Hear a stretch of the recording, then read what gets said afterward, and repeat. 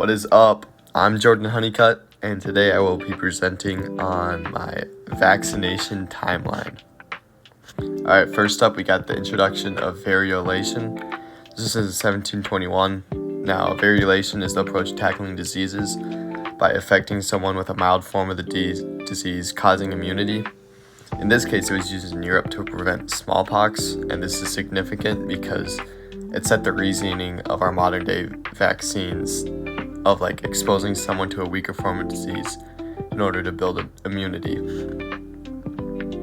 Next up, we got Edward Jenner. This is dude. His major accomplishment was in 1796 when he found a way to prevent smallpox by introducing the disease cowpox, which is less deadly than smallpox to humans, and then the cowpox disease would then build an immunity to smallpox. And he then published his finding, and it's significant as it is the first ever vaccine that was widely used, And then a little fun fact down there, the word vaccination comes from the Latin word for cowpox, vaccinia, sorry.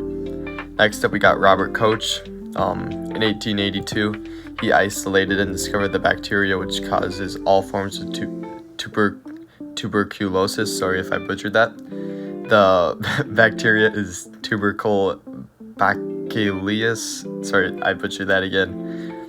In addition to this, he also identified the pathogens that cause cholera and anthrax.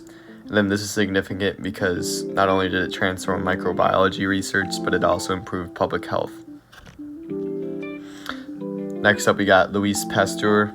In 1885, he discovered the cure to rabies, but to go back a little bit, prior to his life, he discovered the concept of microorganisms and how they could lead to things like spoiling food. This then led to him developing pasteurization, hence the name Pasteur, pasteurization, which is heating food to kill harmful bacteria. And then his whole life is significant because all that research on microorganisms, he helped the understanding of microorganisms. He saved lives by developing the cure to rabies. He just paving the way for modern medicine.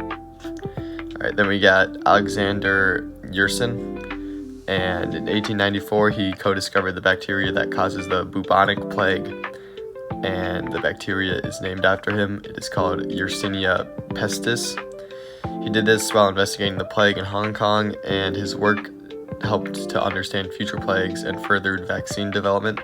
In addition to this, he also made many medical contributions in Vietnam. Then we got Emil von Behring. In 1901, he was awarded the first ever Nobel Prize in Physiology or Medicine, and this was largely due to his work developing a serum against diphtheria. I apologize again for my pronunciation. He also worked developing a serum preventing tetanus, and not only did this save lives, but it also paved the way for scientists to get more international recognition through the Nobel Prize. It also laid the foundation for serums, which is transferring antibodies from a person or animal to a different person or animal in order to create immunity. Then we got the introduction to penicillin. In 1928, penicillin was discovered by Alexander Fleming. He published those findings a year later, but penicillin was initially unsuccessful until Howard Florey and Erskine at Oxford discovered a way to isolate and purify penicillin. Penicillin then became the first widely used antibiotic. This was by the 1940s, and it marked the beginning of the antibiotic era. Next up, we got Jonas Salk. In 1955, Jonas Salk had found and announced a vaccine for polio by using a deactivated form of the virus, and then this had a glorious effect on global public health, saving millions of lives. His vaccine, dubbed the Salk polio vaccine, is still being used today. And then we got the HPV vaccine. Put into action in 2006, the HPV vaccine uses harmless virus-like particles to stimulate an immune response in the body, prepping it if an HPV infection were to occur. This discovery, helped by scientists such as Ian Fraser and Jian Zhou, is significant because it furthered cancer research as well as helping to cure HPV itself, improving public health. Now, finally, COVID-19 vaccine developed in 2020, as we all know. It demonstrated that humanity's ability to quickly provide a vaccine to a new pandemic.